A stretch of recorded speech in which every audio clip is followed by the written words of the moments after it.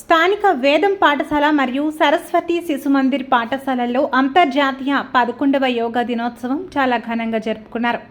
ఇందులో భాగంగా విద్యార్థులు రకరకాల యోగాసనాలు చేశారు.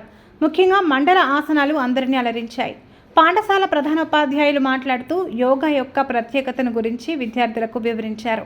ముఖ్యంగా యోగా ఆరోగ్యం మరియు శ్రేయస్సుకు సమగ్ర విధానాన్ని అందిస్తుందని మరియు జీవితంలో అన్ని రకాల రంగాలలో సామరస్యాన్ని తెస్తుందని మరియు వ్యాధులను నివారించడంలో ఆరోగ్యాన్ని ప్రోత్సహించడంలో ముఖ్యమైన పాత్రను పోషిస్తుందని, శారీరక మానసిక మరియు ఆధ్యాత్మిక శ్రేయస్సును ప్రోత్సహించడానికి ఈ దినోత్సవాన్ని జూన్ 21న జరుపుకుంటారు.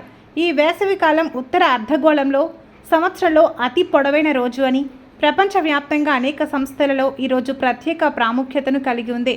అందువల్ల ప్రపంచానికి సామరస్యం మరియు సమతుల్యతను తీసుకురావడంలో యోగా యొక్క ప్రాముఖ్యతను హైలైట్ చేయడానికి ఈరోజు ఎంచుకున్నారని అన్నారు. అందరూ యోగాని అలవాటు చేసుకోవాలని అన్నారు. ఈ కార్యక్రమంలో పాఠశాల ప్రధానోపాధ్యాయులు, ఉపాధ్యాయులు, ఆచార్యులు మరియు విద్యార్థులు పాల్గొన్నారు.